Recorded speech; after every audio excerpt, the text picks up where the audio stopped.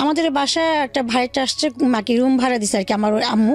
হ্যাঁ, রুম ভাড়া দেওয়ার পর তার হাজব্যান্ড ওয়াইফ ছিল। তো তার দেবর মাঝে মধ্যে তাদের বাসা আসতো। তো আমি এক রুমে বসে বসে নুড়ি ভরতাম। তো তার দেবর আমাকে দেখছে। হ্যাঁ, দেখার পর বলছে যে মেয়েকে বিয়ে দেওয়া যাবে কিনা। জি, আমার নাম তিশা। তিশা বয়স কত এখন? 35 34 এরকম। 34 বা 35 বছর বয়স। জন্ম জেলা? আমাদের জন্ম ঢাকাতেই আপনার? জি। আচ্ছা, আপনি আমাকে মেইল করেছিলেন, মূলত সম্ভবত ইউটিউবে দেখেন আপনি বা ফেসবুকে দেখেছেন। এর আগে কি কখনো শুনেছেন নাকি এটাই প্রথম দেখা? আমি ফার্স্ট ইউটিউব চ্যানেল থেকে দেখেছি। আমার মেয়ে সারাক্ষণ এটা দেখে। তো আমাকে বললো, আম্মু দেখো আঙ্কেল, এটা খুব ভালো লাগে, জীবনের কাহিনীগুলো খুব সুন্দর। আঙ্কেল অনেক সুন্দর করে কথা বলে, অনেক মানুষ এগুলো দেখে, এর থেকে আমরা কিছু শিখতে পারবো, তুমি দেখো। তো আমার মেয়েটা বলার পর থেকে আমি সবসময় দেখি। দেখতে একটা পর্যায়ে চিন্তা করলাম যে আমি কেন পারি না একটু সাহস করে এগিয়ে যেতে, মানে আমার গল্পটাও বলতে। তো আপনি শুরু করুন ছোটবেলা থেকে, যেখান থেকে মনে আছে আপনি বলার জন্য আজকে এখানে এসেছেন এবং সারা দেশের মানুষ আপনাকে দেখছে এই মুহূর্তে। আমার যখন 7 বছর বয়স আমার আম্মা মারা যায়। আমার আম্মার যক্ষা হয়েছিল, মারা যায়। দেন আমার বাবা বিয়ে করে একটা। হ্যাঁ, ওই ঘরে একটা ছেলে হয়। আমার বাবা কি করতেন? আমার বাবা আর্মিতে জব করতেন। আমার বাবা জব করতেন তখন রিটায়ার্ডের সময়। আমার বাবা হার্টের সমস্যা ছিল, তো সে জব থেকে 3 বছর পর বের হয়ে চলে আসছে। আচ্ছা, রিটায়ারমেন্টে চলে আসছে। তো আমি আমার সৎমার কাছে থাকি। আর সৎমা এবং আমার নানু আর কি, তার আম্মা, ওখানে আমি বড় হই মামাদের কাছে থেকে। মারা যান নাকি? হ্যাঁ, আমার আম্মা মারা যায়। আমার আম্মা যক্ষা রোগ হয়েছিল। যক্ষাটা গাঢ় হয়ে গিয়েছিল। আচ্ছা। আর ওই সময়টা যক্ষার কিন্তু ট্রিটমেন্টটা কিন্তু পুরোপুরি বের হয়নি। আপনি কি আপনার মায়ের একমাত্র সন্তান? জি। ওকে, মানে সে অর্থে আপনার বাবারও প্রথম সন্তান। হ্যাঁ। আচ্ছা, তারপরে আপনার মা মারা যাওয়ার পরে আপনার বাবা আরেকটা বিয়ে করেন। তখন আপনার বয়স? আমার আম্মু থাকাকালীন সে বিয়ে করে, কিন্তু আমার আম্মু জানতে পারেনি যে বিয়ে করেছে। ওকে। তখন আপনার বয়স কত যখন আপনি সৎমার কথা জানলেন বা সৎমা আসলো ঘরে? বা আপনার মা মারা যায় কত বছর বয়সে আপনার? আমার যখন 7 বছর তখন আপনার মা মারা যায়। আচ্ছা, জি। তারপর? তো আমার মা মারা যায়। তারপরে আর কি একটা সন্তানের যখন আর কি মা থাকে না, তখন তার মতো একাকিত্ব আর কি ছিল না। তখন আমি পুরোপুরি একা হয়ে গিয়েছিলাম। তো আমার সৎমা যখন ঘর আসে, তাদের সাথে আমি থাকি। থাকার পর আমার বাবা তো আমাদের সাথে সবসময় থাকতো না, যেহেতু সে জব করতো। হ্যাঁ, জব করতো। সে প্রতি মাসে একবার আসতো। হ্যাঁ, তো প্রতি মাসে একবার আসতো। মানে আপনারা তখন ঢাকায় থাকতেন না? হ্যাঁ, আমি ঢাকায় থাকতাম। বাবা কোথায়? বাবা চিটাগং থাকতো। আচ্ছা, চিটাগং থাকতো। তা আমাদের সৎমার আর কি ভাই, তাদের বেনারসের কারখানা ছিল। বেনারসি পল্লী ছিল? হ্যাঁ, বেনারসি পল্লী শাড়ি কারখানা ছিল। তারা মহিলা দিয়ে সুতা পেঁচাতো শাড়ির। তো তাদের সেখানে সপ্তাহে তাদেরকে 400 টাকা দেওয়া হতো প্রত্যেকটা মহিলাকে। ঠিক আছে। তো তাদেরকে 2টা মহিলাকে বাদ দিয়ে আমাকে সেই কাজটা মানে মহিলা বাদ দিয়ে দেওয়া হলো, মানে আপনাকে কাজে যুক্ত করা হলো। হ্যাঁ, কাজে যুক্ত করা হলো এবং ঘরের কাজও আমি করতাম। হ্যাঁ, তো এইভাবেই আমার দিন পার হতে লাগলো। দেখেন, আমি তখন আস্তে আস্তে আমি স্কুলেও যেতাম, ঘরের কাজও করতাম, আর ওই নড়ি ভরতাম রাত 11টা 12টা 2টা পর্যন্ত নড়ি ভরতাম। এটাকে নড়ি ভরা বলা, কি সুতা পেঁচানো। কারখানা গিয়ে আর কি বাসার পাশে কারখানা ছিল। তো আমাকে কিন্তু সেই এক্সট্রা টাকাটা দিত না। আচ্ছা। হ্যাঁ, তাদেরকে খেতাম, থাকতাম, এটাই। যেহেতু আমি তো এখন তাদের একটা সৎ মেয়ে, তাদের এক কথা বলছে, তাদের একটা বোঝা। আমাদের বাসায় একটা ভাড়াটা আসছে, মাকে রুম ভাড়া দিছে আর কি আমার আম্মু। হ্যাঁ, রুম ভাড়া দেওয়ার পর তার হাজব্যান্ড ওয়াইফ ছিল। তো তার দেবর মাঝে মধ্যে তাদের বাসা আসতো। তো আমি এক রুমে বসে বসে নুড়ি ভরতাম। তো তার দেবর আমাকে দেখছে। হ্যাঁ, দেখার পর বলছে যে মেয়েকে বিয়ে দেওয়া যাবে কিনা। আপনাকে চয়েস করেছে? হ্যাঁ। তখন তার ভাবি বলছে, মেয়ে তো মাত্র ক্লাস 8 পড়ে, ছোট, তাকে দিবে নাকি। আর তাকে আমি মামি করে ডাকতাম। হ্যাঁ, মামি বলতাম। সারাক্ষণ তাদের বাসায় কাজ করতাম, কাজের পর তাদের বাসায় আটা দিতাম।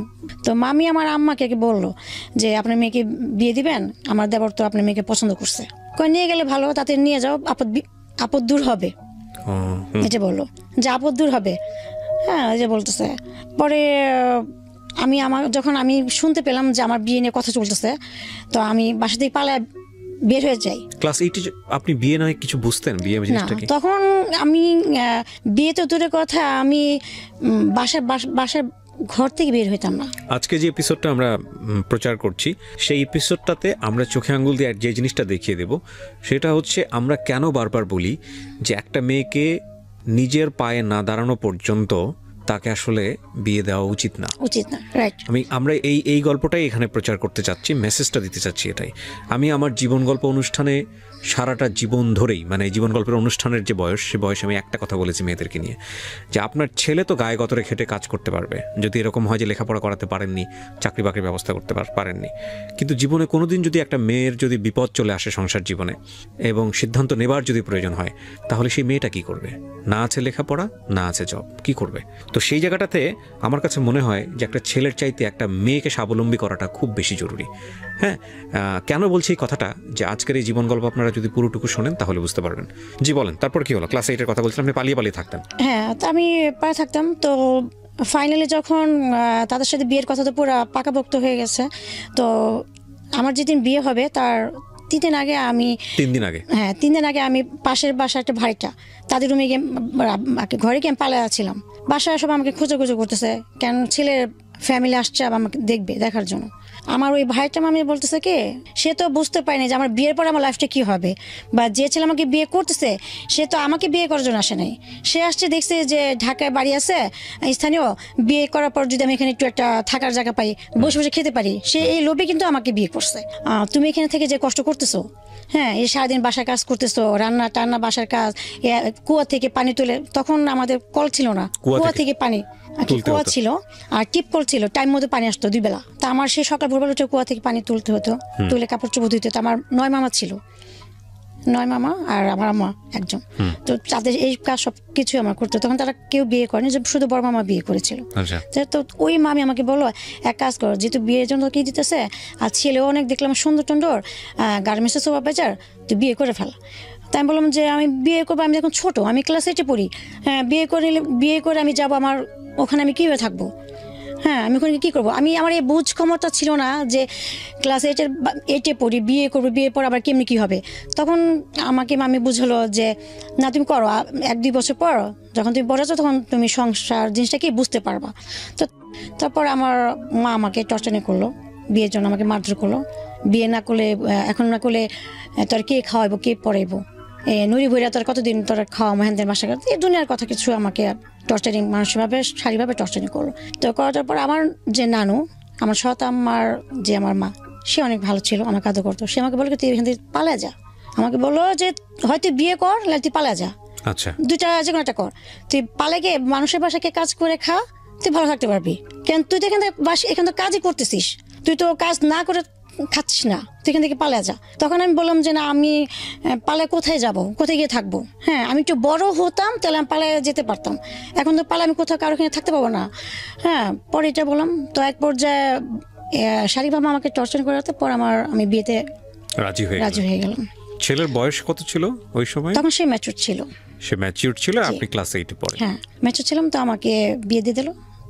আমরা দেখি যে একটা মেয়েকে যখন দর্শন করে একবার, একটা মেয়েকে রেপ করা হয় কিন্তু একবার, প্রতিবার কিন্তু একটা মানুষ কিন্তু একটা মেয়েকে প্রতিদিন কিন্তু রেপ করে না। কিন্তু আমরা দেখে আসতেছি যে বিয়ের পর, হ্যাঁ বিয়ের পর হাজব্যান্ডের একটা ওয়াইফের প্রতি সব কিছুই কিন্তু অধিকার থাকে, সেটা শারীরিক মানুষের সব কিছুই, ফিজিক্যালিভাবে সব কিছুর অধিকার থাকে। কিন্তু এটাকে আমরা কিন্তু কখনো দেখতে পারছি যে বিয়ের পর যখন একটা হাজব্যান্ড তার ওয়াইফকে জোরপূর্বক প্রতিনিয়ত তাকে রেপ করা হচ্ছে, তাহলে এটা কি রেপ করা বলতেছে না? এটা কি তার ইচ্ছাকৃতভাবে কি তার সাংসারিক লাইফের একটা পার্ট আমরা কি বলতে চাচ্ছি? আপনি কেন বলছেন? প্রথমতে আমার নানু বলছে যে তুমি চলে যাও, এখন তো ছোট মানুষ, সময় হোক। হ্যাঁ তো সে চলে গেছে, চলে যাওয়ার পর 15 দিন পর আসছে আমার হাজব্যান্ড, আসার পর আমাদের রুম দিছে থাকার জন্য। তো আমি ওখান থেকে ভয় পালায় বেরিয়ে আসছি। বের হয়ে এসে আমাদের কুয়ার পাড়ে কুয়া ছিল, কুয়ার কর্নারে গাছ ছিল, গাছের টিপায় আমি বসছিলাম। তখন থেকে আমার সাথে আমাকে মারধর করে আমাকে নিয়ে আবার ঘরে নিয়ে আসছে। হ্যাঁ নিয়ে আসা তোমাকে আমাকে ওই হাজব্যান্ডের আমার হাজব্যান্ড রুমে আমাকে দিল। তো সে জোরপূর্বকভাবে আমাকে টর্চারিং করলো। তা আমি অনেক কান্না করলাম, আমি চিল্লাচিল্লি করলাম। পাশের রুমে আমার আম্মা থাকে, সে কিন্তু আমার শব্দ শুনতে পাচ্ছে, আমি আম্মাকে ডাক দিচ্ছিলাম, হ্যাঁ যে আম্মা তুমি আসো, আমাকে সে মারতেছে। আমি বললাম যে আম্মা আমাকে সে মারতেছে, তুমি এই রুমে আসো।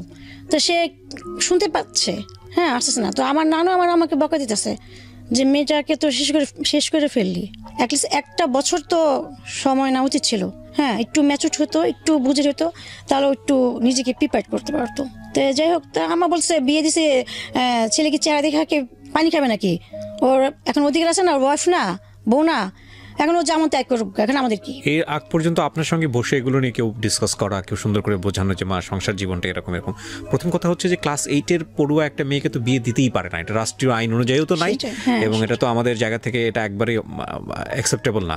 কিন্তু অনেক সময় এই বয়সে বিয়ে হলেও আমরা শুনেছি সেই প্রাচীন সময়ে যে এরকম বিয়ে হলে তো বোঝানো হয়, মানে পরিবারের কেউ না কেউ তো বোঝায় যে বিয়ে সম্পর্কটা এরকম, একটা ছেলের সাথে সম্পর্কটা এরকম। এগুলো কেউ কখনো আপনাকে বুঝিয়েছে? হ্যাঁ, আমাকে যখন প্রথম রাতের কথা যেটা বললাম, ওর পরে সে সপ্তাহ আসতো আমার হাজব্যান্ড আমাদের বাসায়।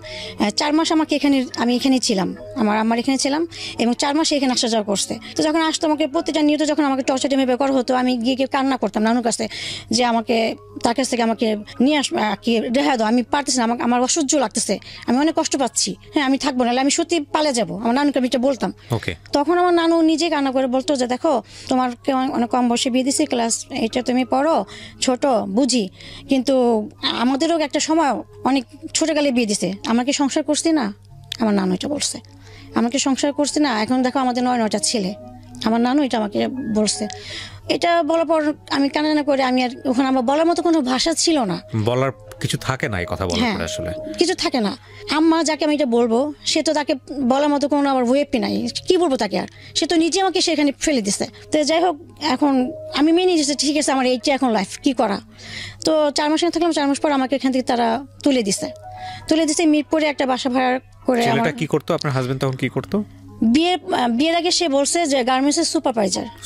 আচ্ছা। কিন্তু বিয়ে যখন 4 মাস পর আমাকে তুলে দেওয়ার পর সে একটা আলাদা বাসা ভাড়া নেয়। তখন ওই সময় বাসা ভাড়ার দাম ছিল মাত্র 1200 টাকা, 1000 টাকা এক মাস বাসা ভাড়া নেওয়ার পর।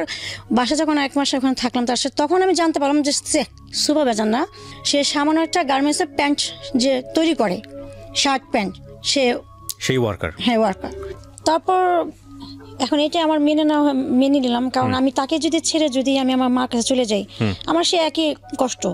হ্যাঁ, তো কি করা, কিছু করার ছিল না। তো আমি তার সাথে আমি সংসার চালিয়ে গেলাম। তো এইভাবে আমি এখানে প্রায় 5 মাস আমি মিরপুরে তার সাথে ভাড়া ছিলাম। একটা পর্যায়ে সে আমাকে বলো যে চলো ড্যামরা যাবো, ড্যামরা গিয়ে বাসা ভাড়া নিব। তখন আমি বললাম কেন, আপনি ড্যামরা গিয়ে বাসা ভাড়া কেন নেবেন? তখন বললো যে আমরা বাসা ভাড়ার দাম কম, আমার যে স্যালারি আমি এখানে থাকতে পারবো না, সেটা বললো। হ্যাঁ, তার মাসে বেতন ছিল 7,000 টাকা। 7,000 টাকা, আমার বাসা ভাড়া ছিল 1,000 টাকা, আর খাওয়া দাওয়া এইভাবে আমার প্রায় 5,000 টাকা লেগে যেত। তো সে আমাকে মিথ্যা কথা বললো, সে কিন্তু আমাকে মিথ্যাতে বলছে। হ্যাঁ, তার বেতন আরো বেশি ছিল, তো মিথ্যাতে বলছে। আমি বললাম ঠিক আছে আমি জামরা যাবো। তো আমি তার সাথে জামরা চলে গেলাম। জামরা চলে যাবার জামরা ওখানে বাসা ভাড়া নিল, সে ওখানে থাকলাম। তো জামরা যাওয়ার পরে সে জব করে সপ্তাহে যে টাকাটা পায়, আর তখন যে গার্মেন্টসে ছিল যে সাপ্তাহিক টাকা পেতো। সে কাজ করার পর আর কি যতগুলো মাল সেলাই করার পর ওইটা হিসাব করে তাকে সপ্তাহে টাকা দিয়ে দিত। সে মাসকে একটা কোনো টাকা নিত না। তো সে সপ্তাহে টাকা নিয়ে কি করতো, আমাকে প্রতিদিন আমাকে 60 টাকা করে দিত বাজারের খরচ, বাসা কি চাল ডাল এভরিথিং সবকিছু মিলে। আর তখন 60 টাকার তো মূল্যটা ওরকমই ছিল, তো দিত। আমি ওভাবে আমার কষ্ট হতো, আমি চালিয়ে নিতাম। তো আমি যে বাসায় ভাড়া ছিলাম সেখানে দোতলা বাড়িরা ছিল। হ্যাঁ, তো ও যখন দিনে থাকতো না, আমি তার বাসায় কাজ করতাম। কেন সে ঠিক মতো টাকা পয়সা দিত না। হ্যাঁ, সে সপ্তাহে কাজ করে টাকা পয়সা যা পেতো আমাকে 120 টাকা দিয়ে সে দেশে চলে যেত। আচ্ছা, দেশে গিয়ে সে টাকা পয়সা তার ফ্যামিলিকে দিয়ে আবার সে ঢাকা আসতো। আর এই 1 সপ্তাহ যে আমি না খেয়ে থাকতাম, আমার কি অবস্থা তার কোনো খবর নাই। হ্যাঁ, তো আমার দোতলার যে বাড়িরা সে আমাকে আদর করতো, আমাকে অনেক আদর করতো। আমি তার বাসায় কাজ করতাম, তার বাসায় থাকতাম। এই একটা সপ্তাহ কাজ করতাম। আবার যখন সে আসতো আবার তখন আমি ওইভাবেই করতাম। তো এইভাবে আমার সময় দিন পার হতে লাগলো। আর এর মধ্যে আমাকে তো যখন আমি বলতাম যে আপনি আমাকে এইভাবে 60 টাকা 70 টাকা করে বাজার খরচ দেন, আমার তো হচ্ছে না, আমি কীভাবে চলবো? 1-2টা মানুষ কি 3 ভাবে খাওয়া দাওয়া হয়, চলে? হ্যাঁ, আমার তো কাপড় চোপড় লাগে, এটা আমাকে তো আপনি কিনে দিচ্ছেন না। আমাকে অমুকে তমুকে আমাকে এটা দিচ্ছে, আমি সেলাই করে পড়তেছি। আপনার কি মনে হয় না যে আমি তো আপনার সম্মান, আপনার ইজ্জত এটা রক্ষা করার দায়িত্ব তো আপনার? সে বলছে আমি পারতেছি না, কি করব? তোমার মার কাছে যাও, তোমার বাবার কাছে গিয়ে চাও। সে আমাকে কথা বলতো। তো বললে আমি যখন উত্তর দিতাম তখন আমাকে গায়ে হাত দিত, মারধর করতো। তো এইভাবে করার পর একটা পর্যায়ে আমি যখন একদিন সে দেশ থেকে গেল, আমি যাওয়ার সময় আমি তাকে বললাম যে আমি খুব অসুস্থ, আমাকে হসপিটালে ভর্তি করা দরকার। আমার জ্বরের পাশে আমার প্রচণ্ড পেন করে। হ্যাঁ তলপেটে প্রচন্ড পেন করে। আমার হাজবেন্ড বলতে কথা, সে কি করলো, আমাকে অনেক জোরে একটা কি এখানে একটা ঘুষা আর কি বুকের মধ্যে ঘুষা দিয়ে আমাকে ফেলে ফেলছে। আমি অজ্ঞান হয়ে গেছি। তখন সে চলে গেছে দেশে। আশেপাশে যে ভাইটা তারা আসতে আমাকে বানিয়ে আমার সুস্থ করছে। তো বাড়িলা আর কি খালু খালাম্মা তারা খুব রাগারাগি করতেছে যে এত ছোট বাচ্চাটাকে মেয়েটাকে বিয়ে দিছে, আর তার পরে মেয়েটা এত টর্চারিং সহ্য করতেছে, কেন কি হবে। তখন আমি যখন জ্ঞান আসলো আমাকে তারা সুস্থ করলো, তখন আমি বললাম যে আমি যে তাকে ফেলে যে আমি আমার কাছে যাবো বা বাবার কাছে, আমার আপন বলতে কেউ নাই। এখন একটাই করতে পারি, আমি তাকে ফেলে গিয়ে আমি একা আমারই করতে হবে। এখন আমি একা আমি কোথায় যাবো কি। আর তখন আমি এমন একটা ছিলাম যে আমি দিন দিনে কোনো কিছুই চিনতাম বা বুঝতাম না। আমি ছোট থেকে ঘরের ভিতরে মানুষ, আমি বাইরে মুখটা তেমন একটা দেখি নাই, বাইরে সাথে মিশি নাই যে আমার সেইটা থাকবে। সে এক সপ্তাহ পর আসবে, এক সপ্তাহ পর আসবে এই কথা বলে সে গেল, আর তার কোনো খবর নেই। তার আর কোনো খবর নেই। 10 দিন 12 দিন 1 মাস হয়ে গেছে, তার আর কোনো খবর নেই। তাকে ফোন দিয়ে পাচ্ছি না, তার ফোন নাম্বার বন্ধ আমার হাজবেন্ডের। তখন আমি আমার দেওয়ারে আমার ফোন দিলাম, সে বলছে আমি জানি না ভাই কোথায়। কিন্তু তার কিন্তু জানে তার ভাই কোথায়, এবং তার ভাই ইচ্ছে করে পলাতক হয়েছে যেন আমি আমার বাবা আমার কাছে যাই, গিয়ে আমি টাকা পয়সা চাই যে আমার জামাইকে দেওয়ার জন্য। হ্যাঁ জামাইকে দেওয়ার জন্য সে 4টা মেশিন কিনবে টেলের দোকান দেওয়ার জন্য। এটার জন্য তারা প্ল্যান করছে। এই কথা আমি শুনতে পারলাম আমার বড় ভাসুরের ওয়াইফের কাছ থেকে, যে দেখো এমন তারা প্ল্যান করছে, ইচ্ছা করে পলাতক হয়েছে যেন তুমি তোমার ফ্যামিলির কাছে তুমি এটা করার জন্য। তখন আমি 1 মাস হয়ে গেছে, আমি তো আমার খাওয়া দাওয়া আমার অনেক কষ্ট হচ্ছে। আমি ওই খালামের বাসায় কাজ করে 1 মাস পার করলাম। 1 মাস পার করার পরে আমি আমার নানুকে মামাদেরকে ফোন দিয়ে জানালাম এই ব্যাপার। তখন তারা বললো যাচ্ছে ঠিক আছে আমরা ব্যবস্থা করতেছি। তখন আমার মামারা টাকা পয়সা বাসার মালপত্রগুলো নিয়ে আসছে মিরপুরে তাদের বাসায় নিয়ে আসছে। আমি আবার তাদের বাসায় চলে আসার পর এখন দিন যাচ্ছে, দিনের পর দিন আমার একদিন 2 দিনে আমার মা তো আমার প্রতি প্রচন্ড আর কি ঝগড়া টর্চারিং, দুনিয়ার কথা গালাগালি করতেছে আমারে, জামাইয়ের ভাত খাইতে পারলাম না, হ্যান ত্যান এইভাবে আমাকে সে করতেছে, জামাইয়ের ফালাতে এসে পৌঁছতে দুনিয়ারই করতেছে। তার একটা কথা যে আমি খারাপ ভালো না, হ্যাঁ আমার হাজবেন্ড অনেক ভালো, সেটা বলতেছে। তাদের এই কথা শোনার পর আমি ভিতরে একটা তিক্ততা কাজ করতেছে, একটা কষ্ট করতেছে, না থাক আমি মার্গ থেকে তার কাছে চলে যাই। হ্যাঁ এখানে আমার মারধর খেতে হচ্ছে, এখানে তাদের কাজ করার পরও মারধর খাচ্ছি। তারা যদি একটা কাজে বোয়া রাখতো তাদের তো বেতন দিয়ে রাখতে হতো, তাই না? 3 বেলা খাবার যদি বেতন দিত না, তো সেক্ষেত্রে আমি সেটা তো করতেছি, তাহলে কেন তাদের এত কথা শুনবো?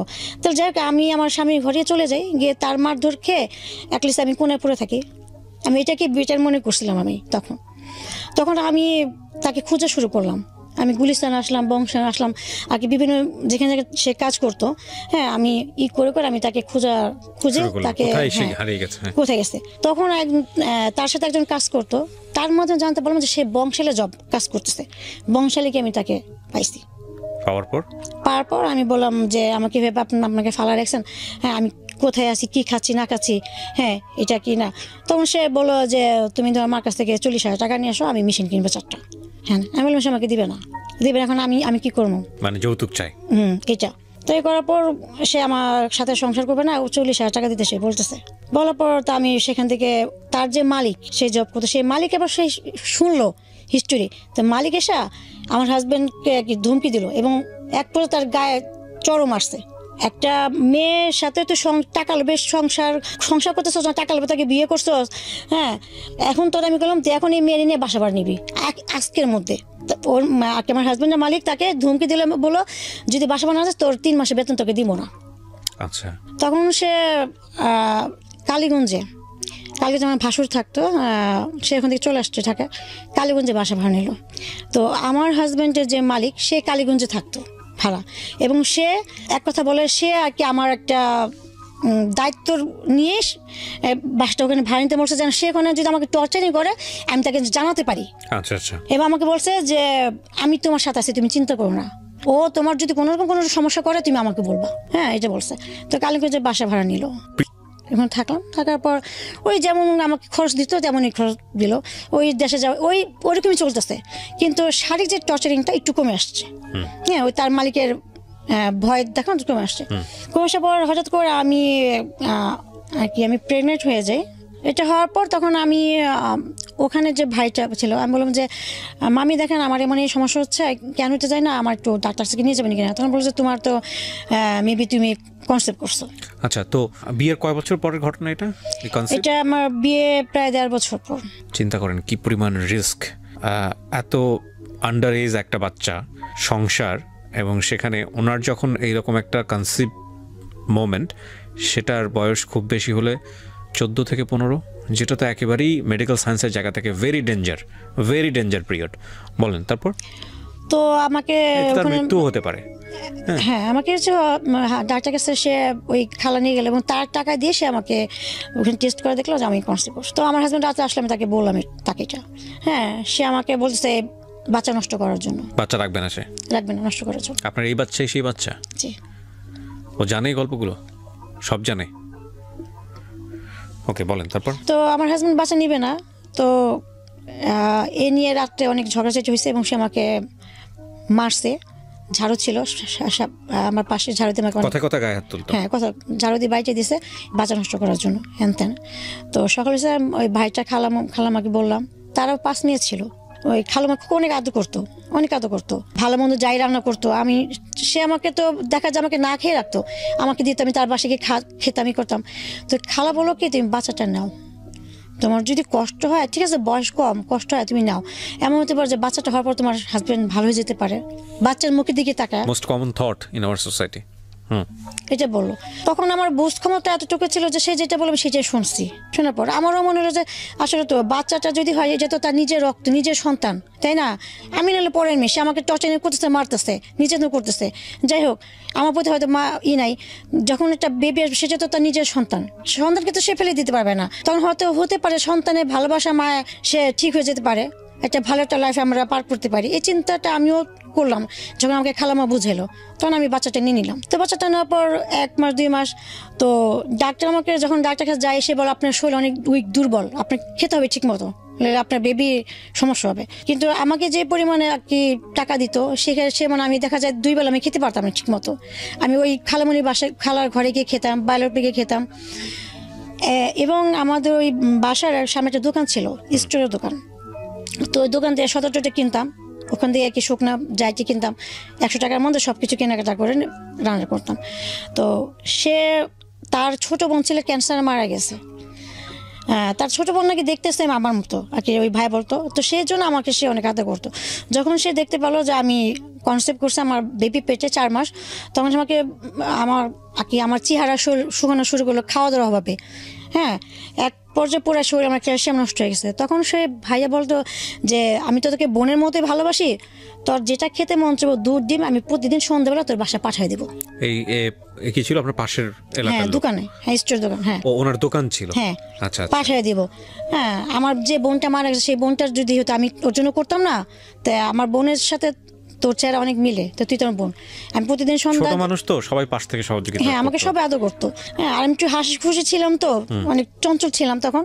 আমি এখনো এরকমই তাই করতো। তো প্রতিদিন সন্ধ্যা হলে কি করতো, ওই ভাইয়া বড় বড় কলার ফানা দুধ বাসা পাশা দিত, তা আমি খাইতাম। তারপর সবাই সবাই আমাকে করতো, সবাই আদর করতো, খাইতাম। তো এইভাবে আমার বেবিটা প্রায় 5 মাস হয়ে আসলো। তারপর তো একদিন হঠাৎ করে আমার হাজব্যান্ড একটু সন্ধ্যার দিকে চলে আসছে বাসায়।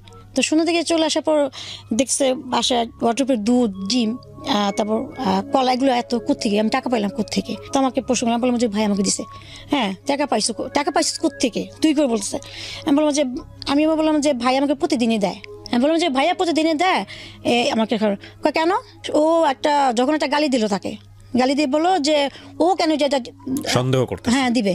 হ্যাঁ, তো আমি এই কথা বলার পর সে আমার সাথে ঝগড়া প্রায় 3টা পর্যন্ত ঝগড়া। আমি কনসেপ্ট, তখন আমি 5 মাসের বেবি আমার পেটে, সে আমাকে হাত তোলার পর এক পর্যায়ে রাত যখন 4টা বাজে, আমি খাটে ঘুমাচ্ছি, আমার পেটে পেন করা শুরু হয়েছে। তা আমি ওকে হাত দিয়ে ধাক্কা দিচ্ছি, বলতেছে আমাকে তুমি হসপিটালে ভর্তি করো, আমার প্রচণ্ড পেন করতেছে, আমার খুব খারাপ লাগতেছে, ইভেন আমার ব্লিডিং পড়তেছে। আমাকে যে মারধর করছে, আমাকে ধাক্কা দিচ্ছে, আমি অটোপের ওখানে গিয়ে পড়ছিলাম। অটোপের ওখানে পড়ার পর আমার আর কি পেটে বাম সাইডে আমি ব্যথা পেয়েছি। তো ওকে আমি অনেক ডাক দেওয়াতে ও বিরক্ত হয়ে গেল, আমাকে একটা লাথি মেরে খাট থেকে ফেলে দিচ্ছে। খাট থেকে ফেলে দেওয়ার পর আমি তো সেই মা করে চিলন দিলাম। তো পাশের যে ওই খালাম্মারা, তারা সেই রাত 4টার দিকে তারা গেট খুলে চলে আসছে, আমি তো সেই চিৎকার, হ্যাঁ, তা গেট নক করতেছে, এই গেট খুল গেট খুল গেট খুল, কি হয়েছে? গেট খুলছে, পরে আমি তো মা আমাকে চিল্লাচ্ছে, আমার তো ব্লিডিং টিডিং অবস্থা খারাপ, তো তারা সাথে সাথে আমাকে হসপিটালে ভর্তি হয়েছে। উপর থেকে বাইরে এসে আমার খালু বাইরের ছেলে এসে আমার হাজব্যান্ডকে ইচ্ছা মতো মারধর করছে। মারধর করার পর আমাদের বাসায় খবর দিছে, আমার মামা আমার আম্মাকে সবাইকে জানিয়েছে ব্যাপারটা ই করছে। তো আমার নানুর আমার সৎ নানু হলো, সে আমার প্রতি মায়া ছিল, হ্যাঁ, সে বলতেছে আমাকে নিয়ে আসার পর জন্য, যেহেতু এখন আমার বেবিটা পেটে, হ্যাঁ, আমাকে এখন এখানে নিয়ে আসার দরকার। তো আমি 2 দিন হসপিটালে ভর্তি ছিলাম। হসপিটাল ভর্তি হওয়ার পর তারা আমাকে মিরপুর নিয়ে আসলো। চলে আসবো, আমার নানু বলছে তুমি এখানে আসবে না, তুমি সপ্তাহে এসে ওকে দেখা যাবা আর ও খরচ দিয়ে যাবা, যেহেতু ওর এখন ডবল খরচ, ওটা বেবি পেটে, ওর সব কিছু দরকার, ট্রিটমেন্ট ডাক্তার সব কিছু দরকার। আমার নানুটা বলছে 3-4 সপ্তাহ সে দিছে টাকা পয়সা, 1 সপ্তাহ 2,000, 1 সপ্তাহ 3,000 করে দিচ্ছে আমার ট্রিটমেন্টের জন্য, খাওয়ার জন্য। 3 সপ্তাহ যাওয়ার পর আর তার কোনো আসারও খবর না, কোনো খবর নাই, ঠিক আছে। তো এইভাবে আমার বেবি হওয়ার যখন সময় হয়ে আসবে, বেবি হওয়ার সময় 1 মাস আগে যখন আমি ডাক্তার কাছে ট্রিটমেন্ট করতে যাই, তখন আল্ট্রাসাউন্ড করার পর ডাক্তার আমার নানুকে আমার আমাকে বলতেছে বাচ্চা আর কি মানসিকভাবে যে শারীরিকভাবে মানুষের টর্চার অনেক হয়েছে। তো যাই হোক, আলহামদুলিল্লাহ বাচ্চা ভিতরে ভালো সুস্থ আছে এবং বাচ্চা যখন হওয়ার সময় ডেটটা, তখন ওর কোনো ব্যথা হবে না, ওকে কিন্তু ইমার্জেন্সি সিজার করতে হবে। কেন ব্যথা হবে না কেন? এটা ব্যথা হওয়ার, আমার বাচ্চা পেটে বড় হয়ে গেছিল, ওকে, 3.5 পাউন্ডের হয়েছিল, তো বাচ্চা বড় হয়েছিল, তো ওর ডেলিভারি ডেট তো ফেব্রুয়ারি 18 তারিখে। ব্যথা হবে না, কোনো ব্যথাটা হবে না। এখানে আমি একটু ইন্টারাপ্ট করছি, তাহলে চিন্তা করে দেখেন, এরকম একটা কেস, এরকম একটা বাল্যবিবাহ যদি গ্রামের প্রত্যন্ত একটা এলাকায় হয়, সেখানে যাদের ডাক্তারের কাছে যাওয়ার মতো অতটা ফ্যাসিলিটি নাই, তাহলে এটা কি ছিল? এই কেসটা কি ছিল? মেডিকেল সায়েন্স বলে এটা নিশ্চিত মৃত্যু, যদিও জন্ম মৃত্যু সবকিছু আল্লাহর হাতে, কিন্তু আমাদেরকে তো আল্লাহ কিছু জ্ঞান বুদ্ধি দিয়েছেন, সেগুলো তো ব্যবহার করার জায়গা আমাদের আছে। ওনার ডাক্তার বলছে কমপ্লিকেসি হবে, কমপ্লিকেসি জায়গাটা হচ্ছে উনি পেইন ফিল করতে পারবে না। তো পেইন ফিল করতে না পারলে তো আপনি বুঝবেন না যে বাচ্চা কখন আসতেছে। তো সেই জায়গাটায় যদি গ্রামের একটা সাধারণ মেয়ে যদি এরকম হতো, যারা এই সুযোগগুলো নাই, ফ্যাসিলিটিগুলো নাই, তার মানে সে নিশ্চিত ডেথ। এই জন্য দেখেন বাল্যবিবাহ কতটা ভয়ানক হতে পারে। জি, তারপর বেবি আমাকে হসপিটালে আর কি বেবি হওয়ার 5 দিন আগে ডাক্তার যেটা বললো সেটা হলো যে পেন হবে না, ওর ডেটটা হলো ফেব্রুয়ারি 18 তারিখে, তো 18-17 তারিখের মধ্যে ওকে সিজার করতে হবে। যদি না করেন তাহলে ভিতরে বাচ্চা দেখা যায় পায়খানা করে দিতে পারে, কিন্তু বাচ্চা খুব বেশ বড় হয়ে গেছে, পায়খানা করে বাচ্চা যদি পায়খানাটা খেয়ে ফেলে বাচ্চা মারা যাবে, আর সাথে সাথে মারও সমস্যা হবে। তো এটা বললো, তো বল ঠিক আছে। তো ডাক্তার নিয়ে আসছে, তো বাসাতে আমি ওই অবস্থায় আমার বেবি পেরে থাকা অবস্থায় আমি বাসায় কাজ করছি, তাদের কাজ রান্না টানা। তো একদিন দুপুর দিকে আমি মাছ ভাজতেছিলাম, ওই সময়টা হঠাৎ করে আমার তলপেটে একটু হালকা পেন করছে, আর কি চিনতে উঠছে, আর কি ওরকম জোরে না, যেটা আমি আর কি সহ্য করতে পারবো না, হালকা নর্মালি। তো আমি ওয়াশরুমে গেলাম, ওয়াশরুমে আসলাম, আসার পর আবার কাজ করতেছি। তো আমি এই করে দেখা, আমি 20 মিনিটের মধ্যে প্রায় 6-7 বার ওয়াশরুম থেকে যেতেছি। তো আমার মেজমামি এটা ফলো করলো যে কি ব্যাপার, ও একটা মাছ ভাজতে গিয়ে এতবার ওয়াশরুমে গেছে, কি হয়েছে ওর? তো মামি সে বলতেছে কি রে, তুই প্রায় 10-12 বার ওয়াশরুম থেকে আসলে গেলে তোর কি সমস্যা? আমি বললাম যে আমার সমস্যা হচ্ছে, কেমন যেন লাগছে ভিতরে, আর কেমন যেন লাগছে, সুস্থ আছি কিন্তু আমার চাপটা বেশি আসতেছে।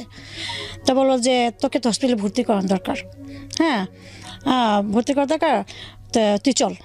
আমার বলছে না, আমার হসপিটাল কেন ভর্তি করবো, আমার কোনো কিছু হয় নাই, আমার তো পেটে ব্যথা করতেছে না তো, হ্যাঁ আমি এই কথা বললাম, পেট ব্যথা করতেছে না তো, জাস্ট একটু ওয়াশরুমে চাপ আসতেছে বারবারে, আমি কথা বললাম। তো মামি আমাকে তুমি বলো চল। তা আমাদের বাসার পাশে সরকারি হসপিটাল ছিল, হ্যাঁ আগে থেকে আমার ওখানে কাগজপত্র সব কিছু করছিলাম। তো আমি বললাম যে রিস্কে যেতে পারে না, হাইটে যেতে পারবো, আমাকে হেঁটে নিয়ে চলো।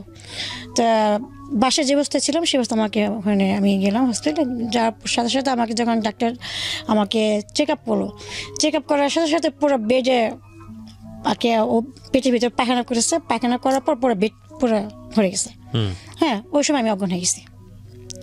তখন ডাক্তার বললো ইমার্জেন্সি অপারেশন করতে হবে, নাহলে বাচ্চা পেটে মারা যাবে, বাচ্চা পেটে পায়খানা করে দিছে মারা যাবে, আপনার অনেক দেরি করে ফেলছেন, হ্যাঁ দেরি করে ফেলছেন। তো মামি আমার নানুর সাথে আমার সাথে আলোচনা করতেছে যে ও তো আসতে চাইতেছে না, ওই এরকম হ্যান ত্যান বল আর কি। তো তারপর আমাকে সিজার রুমে নিয়ে গেলো, তখন ওর বাবাকে আর কি খবর দেওয়া হলো, হ্যাঁ সে আসবে না,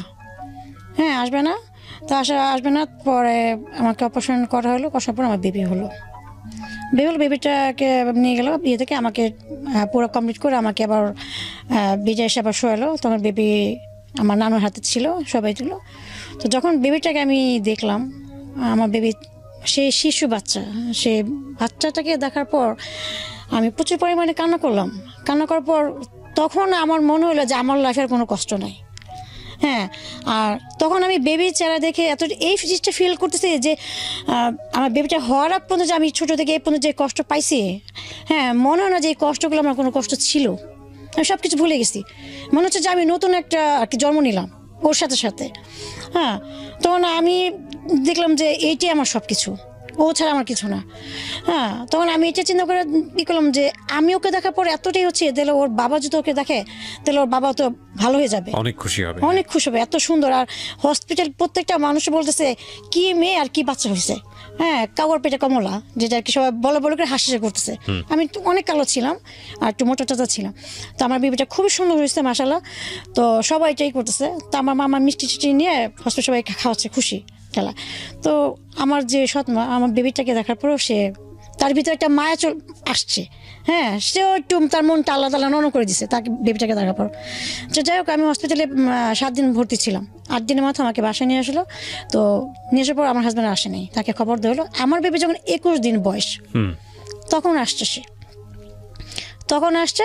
হ্যাঁ, 2-3টা জামা নিয়ে আসছে, আয়না বেবিকে দেখতে আসছে। দেখে এসে বলে কি আমি এখনই রাতে চলে যাবো, আমার গাজীপুরে আমি চাকরি করি, আমি যদি না যাই আবার চাকরি চলে যাবো।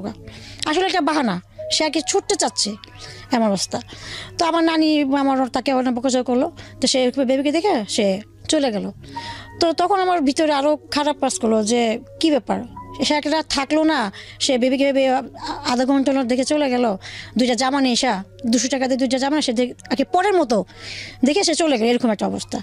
তো যাই হোক, তো আমার বেবিকে নিয়ে আমি আমার এখানে থাকলাম। তো আমার বেবি যখন 1 মাস বয়স, 1 মাস পর হয়ে গেল। তো আমার হাজব্যান্ডকে আমি অনেক নক করি, ফোন দিয়ে, সে আসে না। হ্যাঁ, আমি এখন এই বাচ্চা নিয়ে আমি কোথায় থাকবো, কোথায় ভাড়া নেব, সেটা বলছে কোথায় ভাড়া নেব। হ্যাঁ, আমাকে থাকার একটা রুম দিতে কও তোমার নানিরে। আমার নানি তো রুম টুম 5-6টা রুম তারা সে ভাড়া দিত, ওই ভাড়াতে আমার নানু চলতো। তাই আমি বললাম যে সে কেন থাকার রুম দিবে, তুমি তো এমন না তোমার হাত পা ভাঙা, তুমি চাকরি করতেছো, মাসে টাকা ইনকাম করতেছো, তাহলে কেন? আর তোমার সন্তান কারজন তো পারবে না, তোমারটা তোমারই করতে হবে। আমি ফোনে বলতাম, সে আমাকে ফোনে দুনিয়ায় গালাগালি করে ফোন কেটে দিছে। কেটে দেওয়ার পর না আমার কাছে খুব খারাপ লাগলো যে কি এই ব্যক্তিটা কি এরকমই থাকবে। তখন আমি তাকে আরও সুযোগ দিলাম যে দেখি, আরেকটু দেখি, সময় নেই, যদি ভালো হয় কিনা। তো আমার বেবি 2 মাস হয়ে গেল। 2 মাস পর তখন আমার আমার আম্মা রাগারাগি করতেছে আমাকে যাওয়ার জন্য, আমার হাজব্যান্ডের সাথে রুম ভাড়া নেওয়ার জন্য। তো তার তো কোনো খবর নেই, সে তো লাপাতা। তখন আমি আমার নানিকে বললাম কি, নানি আমাকে ওই বাসায় তোমাদের যে টিনের একটা রুম আছে ছোট, টাঙ্কির উপরে একটা বড় টাঙ্কি ছিল। হ্যাঁ, টাঙ্কির উপর একটা রুম ছিল, টিনের রুম। হ্যাঁ, স্বামী স্ত্রীর ভাড়া দিত। তখন ওই রুমটা খালি ছিল। তখন আমি আমার নানিকে বললাম কি, আচ্ছা নানি আমার ওই রুমটা তুমি ভাড়া দিবা, আমি ওই রুমে থাকি। তুই ভাড়া দিবি করতে? হ্যাঁ, তোর জামার তো কোনো খবর না, তোর জামাই তো ফালাতে গেছে গা। হ্যাঁ, তো এই বাচ্চা নিয়ে তুই থাকবি, তো রুম ভাড়া দিবে কি, আর খাবি কি করবি কি? তাই আমি বললাম যে আচ্ছা আপাতত আমাকে থাকার জায়গাটা একটু দাও, আমি দেখি কি করা যায়। তো আমাকে ওই নানি রুমটা দিল 700 টাকা ভাড়া।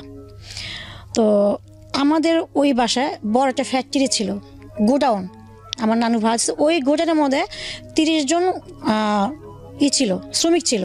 ওই গোডাউনে জিন্সের প্যান্টে যে পিঞ্চ করা হয়, হ্যাঁ, ওগুলার কাজ হইতো। তো ওই যে গোডাউন যে 20-30 জন যে মানুষ যে কি খাওয়া দাওয়া করতো, তারা হোটেলে গিয়ে খাইতো, কেউ মেসে গিয়ে খাইতো, দূরে দূরে, তাদের খাওয়া দাওয়া অনেক কষ্ট হইতো। তা আমি করতাম, সন্ধ্যার পরে বা দিনে গোডাউনের সামনে দাঁড়িতাম। তো এক পর্যায়ে তাদের সাথে কথা বলতে বলতে, হ্যাঁ, তখন আমার এটা বলতাম যে আমার মেয়েকে নিয়ে, মেয়ে দুধ নাই, খাবার নাই, বা আমার খাইতে কষ্ট।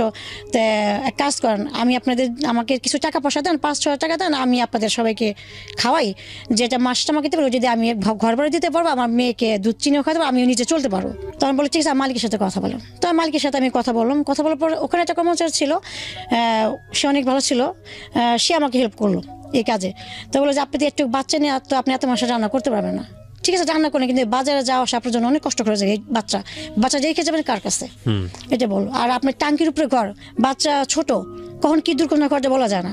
এটা বলো। তো তখন আমি ওই লোকজনের রান্না। 3টা 4টা 5টা এমন করে করে আমি তাদের রান্না করা ম্যাচ খাওয়ানো শুরু করলাম। মানে আপনার এই বাচ্চা কোলে নিয়ে আপনি এগুলো করতেন? তখন তো 2 মাস ছিল, তখন তো আর তুরতুর করতে পারতো না, শুয়ে রাখতাম, ঘুমে যেত, আমি নিচে বসা।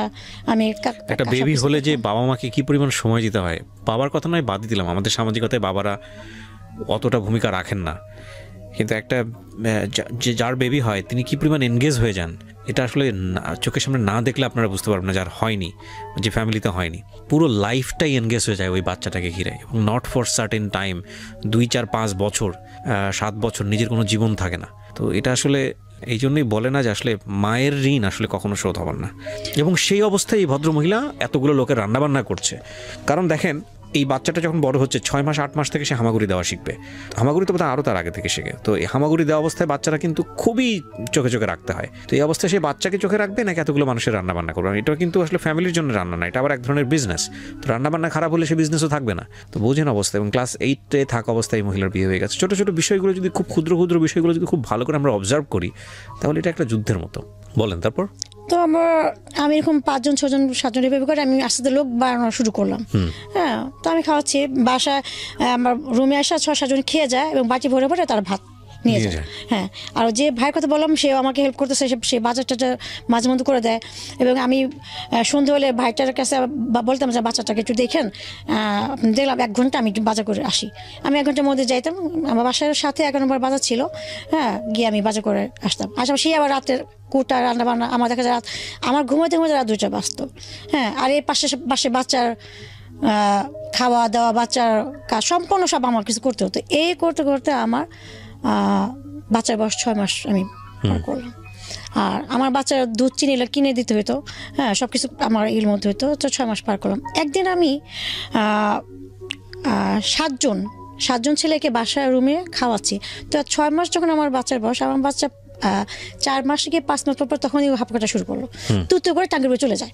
হ্যাঁ, টাঙ্কি একদিন তো টাঙ্কির গিয়ে সামনে মুখের সামনে গিয়ে আল্লাহ রহমত করছে যে আর দেখা যায় আধা হাতের জন্য আমার বাচ্চা পড়ে না, আমার বাচ্চা সেখানে মারা যেত। টাঙ্কি মানে কিসের টাঙ্কি? এটা পানির টাঙ্কি। ও পানির টাঙ্কির ওপরে ছিল আপনার ঘর? হ্যাঁ, এটা পানির টাঙ্কি। হ্যাঁ, টাঙ্কির ওই পাশে আমার একটা রুম ছিল। হ্যাঁ, আমি রুম থেকে বেরোয় টাঙ্কিটা পার হয়ে নিচে নামতাম। আচ্ছা আচ্ছা।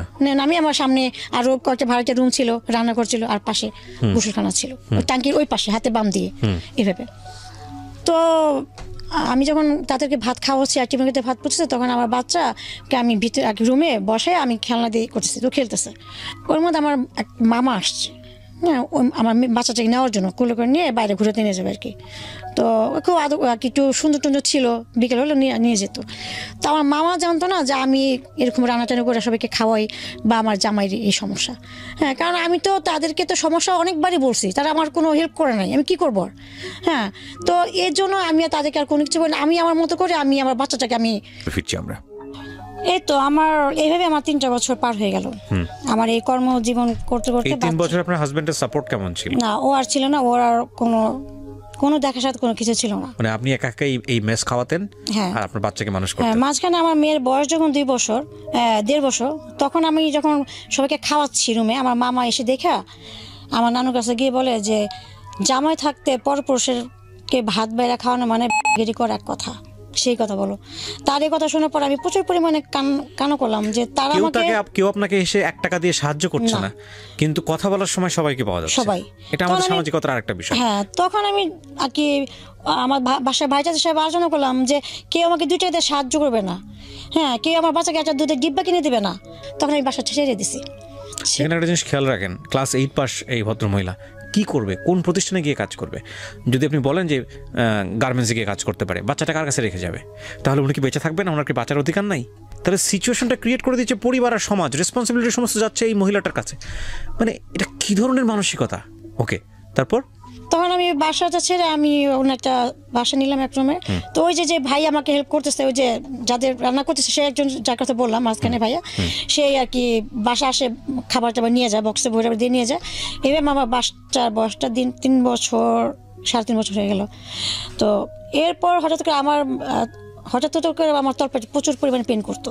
হ্যাঁ, আমি ব্যথা ওষুধ খেয়ে আমি প্রায় 6 মাস পার করলাম। তারপর হঠাৎ করে আমি অজ্ঞান হয়ে পড়ে যাই, আমাকে হসপিটালে নিয়ে যায়, ওই যাদেরকে ম্যাচ খায় তারাই আমাকে ধরে টেরে নিয়ে যায়। গিয়ে ডাক্তার দেখানো হলো, ডাক্তার মহিলাটা বললো আমার জ্বরের পাশে টিউমার হয়েছে। আমার ইমার্জেন্সি যদি আমি অপারেশন আজকের মতো না করা হয় তাহলে আমার এটা ক্যান্সারের লক্ষণ, ক্যান্সারে দেখা দেবে। তখন আমার কাছে তো আটানা পয়সা নাই, আমি কীভাবে আমার অপারেশন করবো? তখন ওই ভাইয়া ওখানে তো 30-40 জন শ্রমিক কাজ করতো, সবার কাছ থেকে 500-1000 এভাবে করে 30,000 টাকা এক করে তারা আমাকে অপারেশন করেছে এবং তারা আমাকে দেখছে, তারাই সুস্থ করেছে। হ্যাঁ। তো তারপর আমি 3 দিন পর আমি বাসায় আসি, আর ওখানে যে বাসায় ভাড়া থাকে ওখানে বেহারি এক মহিলা ছিল, আমার বাচ্চাকে এই 2 দিন সে দেখছে করছে। তো তখন আমার মেয়ের বয়স 3 বছর। হ্যাঁ, আমি মাত্র ওকে না প্লেতে ভর্তি করেছি, তুরতুরে যায় গিয়ে স্কুলে চলে আসে, বাসার সাথে স্কুল ছিল। তো এর মধ্যে হঠাৎ করে আমার রং নাম্বার একটা ফোন আসলো দেশের বাড়ি থেকে। আচ্ছা, ফোন আসলো, আমি রিসিভ করলাম, কে আপনি, কাকে চান, হ্যান তেন। তখন কি হাজবেন্ডের সঙ্গে সম্পর্ক একেবারে নাই, কোনো যোগাযোগ, মানে কোনো যোগাযোগ নাই, ডিভোর্স হয়নি কিন্তু কোনো যোগাযোগই নাই। আমি তো একটা পর্যায়ে ভাবছিলাম যে সে মারা গেছে। এরকমই আমি যেহেতু 1 মাস পর লাপাতাই, কারণ সে তার বাচ্চার জন্য তো একদিন আসবে দেখা করার জন্য, যে দেখে বাচ্চাটা কথা বলেছে কেমন। এই যে সে যে বাচ্চাকে 3 মাস বয়সে রেখে গেছে, এরপর তার কোনো খবর নাই। তা আমি ভাবছি সে হয়তো মারাই গেছে। হ্যাঁ, নিজে থেকে খোঁজ করেন নাই কোথাও? আমি নিজে থেকে এর জন্য খোঁজ করি নাই যে সে তো আমাকে আমার বাচ্চাকে দেখবে না, আমাকে টর্চারিং করবে, আমি যদি মারা যাই আমার বাচ্চার কি হবে? আচ্ছা, ওকে, যাই হোক, তারপর যেটাই হোক না কেন ওনাদের মধ্যে যোগাযোগ ছিল না 3 বছর যখন বাচ্চার বয়স, তার মানে আপনি এটা বোঝেন যে প্রায় 2.5 থেকে 3 বছর ওনাদের মধ্যে কোনো কমিউনিকেশন নাই। হ্যাঁ, বলেন তারপর। তো তখন আমি ওই রং নাম্বার থেকে ফোন আসার পর তার সাথে আমি কথা বললাম। তো আমি বললাম আপনাকে চেনাই ভেবে কথা বলার পর সে বললো আপনার কি ফেসবুক আছে কিনা? তখন জন্য আমি তো ফেসবুক চালাই না, আমি ফেসবুক কিটা চালাবো, আমার তো বাচ্চা মোবাইল। হ্যাঁ, তখন সে বললো যে আচ্ছা আমি একটা নাম দিয়ে আপনাকে ফেসবুক খুলে দিই, আপনি আমার সাথে কথা আছে আপনি করেন, আমরা পরিচয় হই। তো তখন ও সৌদিতে থাকতো, দাম্মামে থাকতো সৌদিতে। তো আমি যে তার সাথে ফেসবুকে কথা বলবো কি দিয়ে, আমার তো কিছু ছিল না তখন। তো পাশে বাসায় যে কম্পিউটার ছিল তাদের কম্পিউটার গিয়ে আমি ফেসবুকে তার সাথে হ্যালো চ্যাটিং করতে করতে প্রায় 4 মাস কথা বলতে করতাম। তো একদিন সে আমাকে আর কি প্রপোজ করে রিলেশন করার জন্য, ফ্রেন্ডশিপ থেকে রিলেশন। তখন আমি বললাম যে আমার তো সব কিছুই তুমি জানো, আমার বাচ্চা আছে, একটা বাচ্চার বয়স 3 বছর, আমি ম্যারিড, আমার হাজব্যান্ডও কিন্তু মারা গেছে কি না তা যাই না, তো আমি কীভাবে আমি রিলেশনে জড়াবো? আর আমার বাচ্চা দেখে তো তোমার ফ্যামিলি কখনো মেনে নিবে না, আমার বন্ধু আছে, বন্ধুই থাকি, আমি এটা বললাম। তা বলো যে না, হ্যাঁ এই বাচ্চা আমার। ও বলো যে এই বাচ্চা আমার, আমি এখন থেকে ওর বাবা। হ্যাঁ, তুমি ওকে বলবা যে তোমার বাবা বিদেশ থাকতো, আমি যখন দেশে আসবো তখন পরিচয় করে দিবা যে তোমার বাবা এটা, আমাকে ও বলছে। আমি বললাম যে এটা হয় না। ও বলছে যে হ্যাঁ আমি এটাই করব, আমি সব কিছু দিনে তোমার সাথে আমি সম্পর্ক করবো। এরপর থেকে যে না আমাকে সিমে ফোন অনবর, আমি তখন ফেসবুকটা সব বন্ধ করে দিচ্ছি, যোগাযোগ না করতে পারে আমার সাথে। দেখে সিমে অনবর ফোন দিতেছে, এই করে প্রায় 1 মাস ফোনের উপর ফোন আমাকে করছে। তখন আমি নিজেকে একটু সুযোগ দিলাম যে দেখি, আর তখনই আমি একটু ফিল করলাম তার প্রতি আমার ভালো লাগে, আমার একটা কাজ করছে। হ্যাঁ, তখন এক পর্যায়ে আমি সম্পর্ক জড়িত হয়ে যাই। হ্যাঁ, এক পর্যায়ে আমি তাকে ভালোবেসে ফেলি, তার সাথে আমার একটা সম্পর্ক হয়ে যায়। তখন সে আমাকে বললো যে তুমি আর এই রান্না টানা বাদ দাও, ম্যাচ খাও না, বাদ দিয়ে দাও। তখন বললাম এগুলো বাদ দিলে আমি চলবো কীভাবে? বাচ্চাকে কে বাসা বাড়ি দিকে আমি দিব সব কিছু, তোমার যা খরচ লাগে আমি দিব। তো ওর সাথে আমার দীর্ঘ 7 বছর সম্পর্ক ছিল। এই 7টা বছর আমার বাচ্চার খরচ, আমার খাবার দেওয়া, বাচ্চা খাবার, ঘর ভাড়া 7টা বছরও চালাইছে। আচ্ছা, 7 বছর ওনার সঙ্গে আপনার দেখা হয়েছে? ওর সাথে সম্পর্ক 2 বছর পর দেশে আসছে। আচ্ছা, দেশে এসে দেখা করছে, দেখা করে 1 মাস ছিল ওর দেশের বাড়ি চাঁদপুর। হ্যাঁ, 1 মাস থেকে পরে আবার কাতার চলে গেছে। আচ্ছা, পরে কাতারে চলে যাওয়ার পর আবার আসার পর আমাকে বিয়ে করছে। বিয়ে করলো আপনাকে? হ্যাঁ। কয় বছর পর বিয়ে করলো? 7 বছর পর, আমাদের সম্পর্ক 7 বছর পর বিয়ে করছে আমাকে। আচ্ছা, তো আপনার আগের হাজবেন্ডকে আপনি ডিভোর্স দেননি? হ্যাঁ, ডিভোর্সটা বিয়ে করার আগে ডিভোর্স দিয়েছি আমি তাকে। তার মানে 10 বছর যাবত উনি লাপাত্তা, আপনার হাজবেন্ড প্রায় 10 বছর যাবত লাপাত্তা, তারপরেও আপনি ডিভোর্স দেননি, যেহেতু আপনি আরেকটা সম্পর্কে যাচ্ছেন সেই কারণে আপনি ফর্মুলা তাকে ডিভোর্সটা দিলেন। হ্যাঁ, ডিভোর্সটা কি হিসেবে দিয়েছেন? আপনার হাজবেন্ডের কোন ঠিকানায় আপনি কাগজ পাঠিয়েছেন? আমার হাজবেন্ডের ফরিদপুর বাড়ি। হ্যাঁ, ওই ঠিকানাটা ছিল। তো ও যখন আমাকে ও দেশে আসার আগে দেশে আসার আগে ও তো ওর সাথে সম্পর্ক আমার তো কাছাকাছি না, দূরে দূরে বিদেশে, এই ফোনে কথা 24 ঘন্টা ফোনে কথা বলতাম, ভিডিওতে দেখতাম, এটাই আমাদের সম্পর্ক। হ্যাঁ, সামনাসামনি না। তো হুট করে আমি আমার মাথায় টাচ করলো, ও যে আমাকে বিয়ের কথা বলতেছে, আমার হাজবেন্ডের সাথে আমার তো ডিভোর্স হয় নাই, আমি ডিভোর্স নিতে আমি বিয়ে করি কীভাবে, তো এই কীভাবে ডিভোর্স দিতে হয় বা কীভাবে কাগজ তুলতে, এটা আমি একটু বুঝতাম না তখন এটা। তো তখন আমি ওই আমার মামিকে বললাম, তখন বললো যে তোর যে কাজ সে বিয়ে হয়েছে ওখানে গিয়ে তোর কাবিনামা তুলতে হবে, তুলে গিয়ে তারপর সে করতে হবে, তাহলে আয় চল তোর সব কিছু আমি করে দিচ্ছি। তো যেখানে আমার কাজে হয়েছে সব কাগজপত্র তুলে সব কিছু করে আমি ওই ঠিকানার মতো আমাকে তারা বলে দিল যে এমনি এমনি করে সই দেন, এটাই করার, এভাবে আমার কাজ পাঠিয়ে দিব। পর ওই সব তারা যা বলছে সেভাবে করলাম, তখন ডিভোর্স নামার ওর দেশের বাড়িতে পাঠিয়ে দিচ্ছে। আচ্ছা, তো আপনারা বিয়ে করলেন তারপর? হ্যাঁ, তারপর দেশ আসলো। দেশ আসার পর আমরা জুলাইয়ের 3 তারিখে 2016 তারিখে আমরা 2016-তে বিয়ে করলেন। ও দেশে আসছিল মাত্র 19 দিনের জন্য। আচ্ছা, 19 দিনের জন্য আসছে। তো বিয়ে করলাম, বিয়েটাকে পর আমাকে দেশে নিয়ে গেল ওদের বাড়িতে। হ্যাঁ, ওদের বাড়িতে। আর আমার মেয়ে তো তৎক্ষণাৎ তখন বড় হয়েছে। কত বছর বয়স তখন মেয়ে? তখন এখন আমার মেয়ে ক্লাস 9-এ পড়তেছে। তো এটা 3 বছর, আমার মেয়ে ম্যাচুর। হ্যাঁ, 3 বছর আগের কথা। তো আমার মেয়েকে ওর আম্মাকে বললো 5-6-এ পড়ে, চাচাতো বোনের মেয়ে ওর মাকে বললো। হ্যাঁ, মিথ্যা কথা আর কি। আচ্ছা, হ্যাঁ, ওর কথা যে আমাদের যাওয়ার পর 2-3 মাস পর তোমার বিষয়টা আর কি আস্তে ধীরে বলবো, এখন গরম কিছু বলা যাবে না। আর ও ফ্যামিলির বড় সন্তান ছিল, ওর বাবা ছিল না, সংসার সম্পূর্ণ সবকিছু ওর হাতে, দায়িত্বটা সবকিছু। তো আর ও বিয়ে করতে দেরি এই জন্য করছে যে দেখো আমি আমার ফ্যামিলিকে আমি সব কিছু দিয়ে দেই, সম্পূর্ণ সব, আমার ভাইকে নিজে পায়ে দাঁড়া করে, বোন 2টাকে বিয়ে দিয়ে দেই, সম্পূর্ণ সব কিছু পর যদি আমি তোমাকে বিয়ে করার পর আমার ফ্যামিলিকে যদি বলি যে তোমার অতিথিটা, তাহলে অবশ্যই আমার ফ্যামিলি মানতে বাধ্য হবে, কারণ আমি তাদেরকে সব কিছু করে দিছি। হ্যাঁ, তাহলে আমার একটা পছন্দ কি তারা মেনে নেবে না, এটাই। তো দেশে গেলাম, যার পর ওখানে থাকলাম 1 সপ্তাহ। 1 সপ্তাহ থাকার পর আমার যখন ঢাকা আসছি, আমি যেখানে থাকতাম সে পাশে যে মামি আমার শাশুড়িকে ফোন দিয়ে সব কিছু বলে দিছে, আপনার ছেলে তো এই মেয়ের সাথে 7-8 বছর সম্পর্ক, হ্যাঁ, সব টাকা পয়সা দিয়েছে, আপনার ছেলেকে চুষা খাইছে, লাখ লাখ টাকা খাইছে।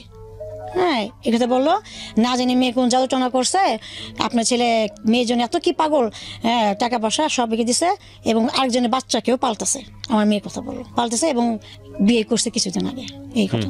তখন আমার শাশুড়ি না আমার হাজব্যান্ডকে কিছু বলে নাই। যখন 19 দিন পর দেশের বাইরে চলে গেছে কাতারে, চলে যাওয়ার পর ওকে ফোন দিয়ে ওকে টর্চারিং করতেছে, তুই আমার ছেলে আমার সাথে এত বড় প্রতারণা করলি, এত বড় মিথ্যাতে বললি। আমার শ্বশুর বাড়ির আত্মীয় যারা আছে আমার শাশুড়ি সবাইকে এটা বলে দিছে। হ্যাঁ, বলে তারপর সবাই ওকে ফোন দিয়ে বলতেছে যে তুই এটা কি করছিলি, তুই এত সুন্দর একটা ছেলে, দেখতে সুন্দর কোনো কম না, হ্যাঁ, আর মেয়ে তো এমন না যে সুন্দরী যে এই জন্য তুই পাগল জন্য বিয়ে সম্ভব করছো, মেয়ে তো তেমনটা না, তো তুই কি দেখা মেয়েকে এত ভালোবাসিস, কি দেখে এগুলি, আর এমনি করে কি সব আর কি এতটা কি তোকে তিক্ত খারাপ জঘন্য কথা বলতেছে, ওর মাথা ব্রেন নষ্ট হয়ে গেছে, আউট হয়ে গেছে। তখন ও বাস্তবতার সামনে আসলো, বাস্তবতার সামনে এসে যখন ও লজ্জা পাচ্ছে সবার কাছ থেকে, তখন আমি ঢাকা, তখন আমাকে ফোন দিয়ে বললো তুমি তোমাকে অনেক ভালোবাসো, তুমি একটা কাজ করবো। আমাকে কি, তুমি আমার উপরে বিশ্বাস করে তুমি দেশে যাও। আমি বললাম কেন? কিন্তু আমাকে যে দেশে পাঠাচ্ছে, ওর ফ্যামিলি ওর শুনে ওরা প্ল্যান করে রাখছে আমাকে দিয়ে ডিভোর্স দেওয়া হবে, একটা খালি স্টেপের সিগনেচার দেওয়া হবে। হ্যাঁ, প্ল্যান করছে, এটা কিন্তু আমি জানি না, এটা আমার হাজব্যান্ডের সাথে কথা বলেই সব কিছুই। আর আমার হাজব্যান্ড যেমন সবসময় বলে আমি তো ডিভোর্স দিব না, তাই না? এই জন্য আমাকে মিথ্যাতে বলে যে তুমি দেশে যাও, দেশে গিয়ে যেহেতু আমার মা সব যাই নিয়ে গেছে সব কিছু, তুমি কি আমার পাটাদের মাপচা সব কিছু করে মিল্টাল হইয়া আসো, যাও। তা আমি ওর উপরে বিশ্বাস করে কথাটা বিশ্বাস করলাম, চেষ্টা করার পর আমি দেশে গেছি। দেশে যাওয়ার পর আমার শ্বশুরবাড়িতে আমাকে তুলে নাই, আমি আমার কাজিনের হাজবেন্ডের সাথে আমি আর আমার খালার সাথে গেলাম দেশে, ওর বন্ধুর বাসা আমাকে তুলছে। ওখানে গিয়ে দেখি প্রায় 10 জন পুরুষ মানুষ ছিল। হ্যাঁ, তারপর এক মুরব্বি বললো যে তোমার শাশুড়ি তোমাকে মাইনে নিছে, যা হয়েছে মাইনে নিছে, এখন আমরা সবাই তোমার পক্ষে। হ্যাঁ, তোমার পক্ষে, আর এই জন্য তুমি এই স্টেমে একটা সই দাও। হ্যাঁ, কেন দেখা যায় তোমার জামাই থাকবো না, তোমার শাশুড়ি যদি নির্যাতন করে, হ্যাঁ, সেক্ষেত্রে আমরা তোমাকে হেল্প করবো। আমাকে মিথ্যা কথা বলতেছে, আসলে কিন্তু আমাকে ডিভোর্সের জন্য সই দিতেছে।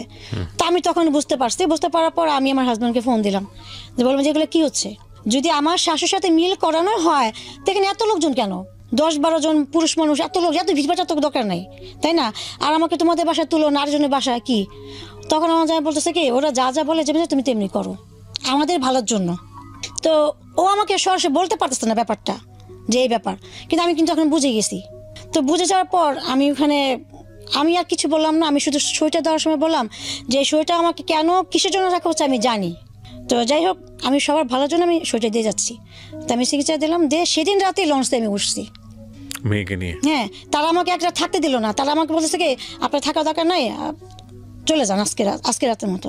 হ্যাঁ, আমরা নতুন করে ঢাকায় যাব, সবাই বরজাতির মতো আপনাকে বউ সাজায় নিয়ে আসবো সবাই। দায় মুক্তি। বলেন তারপর। হ্যাঁ, ওখানকার যারা ছিল পুরুষরা, ওর বন্ধু বান্ধব, আবার আমার শাশুড়ি, হ্যাঁ, তো বলছে যে মা তুমি যাও গা এখন, যাওয়ার পর আমি 3-4 দিন পর আমার পোলা টাকা টোকা দিয়ে যাবো, আমরা গয়না কাছে দিয়া একটা তোমার বউ সাজা একটা সুন্দর করে করে নিয়ে যাবো, সবাই যা দেবো তুই আমার ছেলের বউ এমনি করে। তা আমি খুব সব বুঝতে পারছি, আমি কিন্তু তাদের কথা শুনতেছি আর ভিতরে ভিতরে আমি খালি হাসতেছি, আবার চোখের পানিও আর কি পড়তেছে না, এমন একটা অবস্থার মধ্যে ছিলাম। তো আমি লঞ্চে উঠলাম, তখন রাত বাজে 12টা।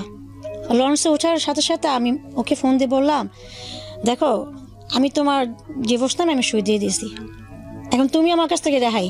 তবে একটা কথা বলি যে তোমাকে আমি বিশ্বাস করছি, তুমি আমার জন্য করছো, আমার বাচ্চার জন্য করছো এতটা বছর, শুধু এর জন্য এদিকে তাকায় আমি তোমাকে আমার দিক দিয়ে মুক্তি দিলাম।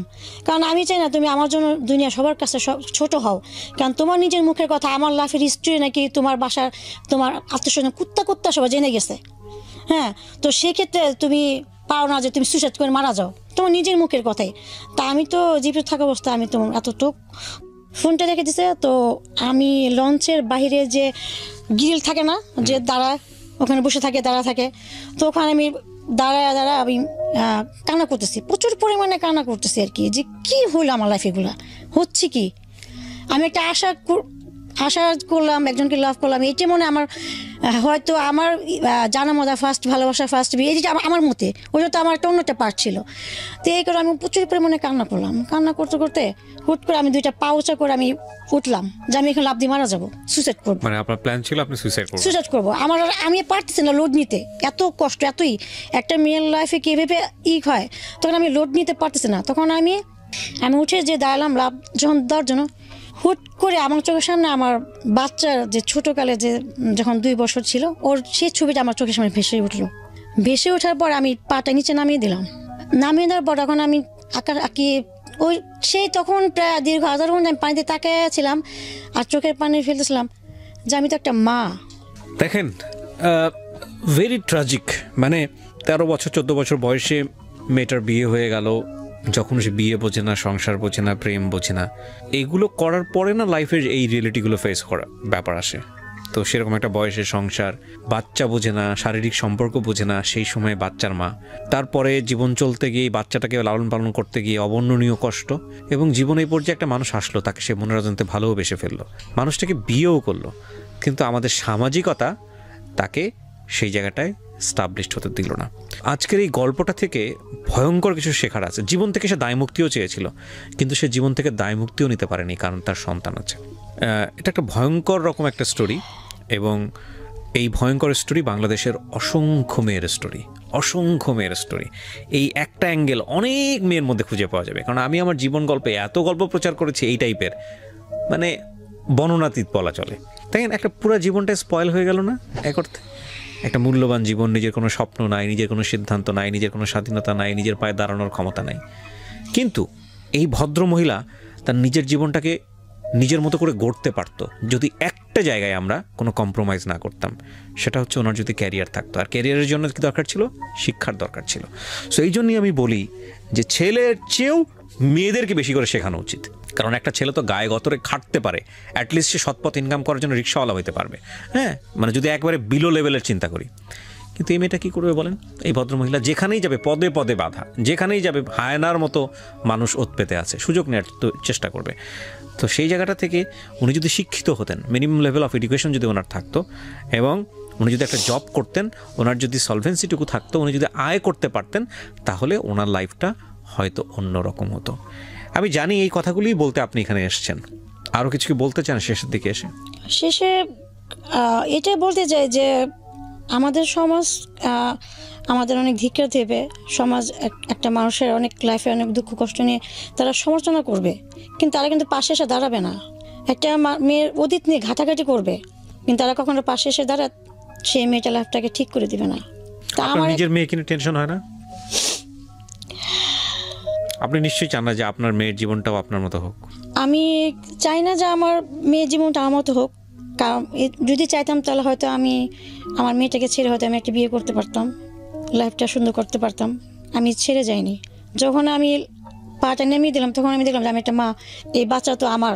যাই হোক, আমার লাইফে যা ঘটে গেছে, আমি তখন আমার প্রচুর পরিমাণে আমি কান্না করার আমার চোখের পানি আমি মুছে ফেলে দিলাম এবং বললাম যে আমার এখন শক্ত হতে হবে। আমি যদি এখন দুর্বল হয়ে যাই, আমার বাচ্চাকে আমি বাঁচাতে পারবো না। আপনি এখন কি করেন, মানে কিছু করেন? আমি এখন চলে কিভাবে আপনার? আমার ওই যে মার কথা বললাম তার সাথে থাকি, আমি টিউশনি করি এবং আমার বাচ্চাকে চালাই। এবং তার সাথে ডিভোর্স হওয়ার পর এই 3 বছর আমি এভাবে কষ্ট করে দিন পার করতেছি। এটাই। কয় টাকা ইনকাম হয় আপনার টিউশনি করে? টিউশনি করে মাসে আমি 6,000 টাকা। আমার এই 6,000 টাকাতে আপনার মাস চলে? আপনার বাচ্চার লেখাপড়ার খরচ আপনার হয় না, আমার খুব প্রবলেম হয়ে যায়।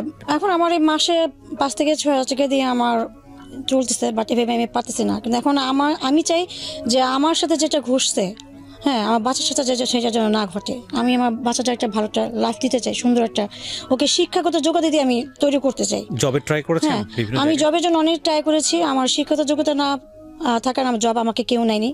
হ্যাঁ, যাও আমি 2-1 জায়গায় 2-3 জায়গায় আমি একটু আমাকে অ্যাকসেপ্ট করছে, তারা আমাকে উল্টাপাল্টা আমাকে হিংস দিছে, যেটা আমি অ্যাকসেপ্ট করতে পারিনি। সেই জন্য আমি এখানে ফিরে আসছি। ওনার 35 ইয়ার্সে ওনার যে অভিজ্ঞতা, সব কিছু মিলিয়ে ওনার জীবনটাকে আজকে এরকম করার জন্যে পরিবার দায়ী, সমাজ দায়ী। ওনার আসলে এই গ্রাফে ওনার কোনো দোষ নাই, কারণ শিক্ষাটা আসলে পরিবার থেকে দেওয়া উচিত ছিল এবং একই সাথে ওনার অর্থনৈতিক সাপোর্টের জায়গাটাও পরিবার থেকে নিশ্চিত করা উচিত ছিল। অর্থনৈতিক সাপোর্টটুকু যদি না দিতে পারে, অ্যাটলিস্ট তার পড়াশোনা বা বিদ্যাটুকু অন্তত পরিবার থেকে দেওয়া উচিত ছিল, যাতে করে এই মেয়েটা আজকে নিজের পায়ে দাঁড়াতে পারে। সুতরাং আমি বারবারই আপনাদেরকে বলবো যে তিশা আজকে এসে এভাবে গণমাধ্যমকে ফেস করে আপনাদেরকে সতর্ক করে গেল। আমি বারবারই বলি যে তিশার মতো অসংখ্য মেয়ে আছে আমাদের সোসাইটিতে, অসংখ্য মেয়ে আছে, শুধুমাত্র প্রপার এডুকেশন হয়নি, এবং প্রপার এডুকেশন হয়নি বলে তারা আজকে একটা ভালো জব পাচ্ছে না। আর এরকম একটা সামাজিকভাবে একটা অকুল সমুদ্রে পড়ে মানে কোথায় যাবে, কি করবে, পুরো জীবনটা একটা অনিশ্চয়তার মুখে। এবং দেখেন, শুধু তার জীবনটা না, তার সাথে তার মেয়ের জীবনটাও জড়িত। তো যে এখন ক্লাস 9-এ পড়ছে। আমি শুধু একটা কথাই বলতে চাই সবাইকে, never ever sacrifice your education. বিয়ে জীবনে আসবেই, এটা হয়তো সময় নিয়ে করলেই হবে, কিন্তু পড়াশোনা বন্ধ করবে না, বিশেষ করে মেয়েরা, কখনোই না।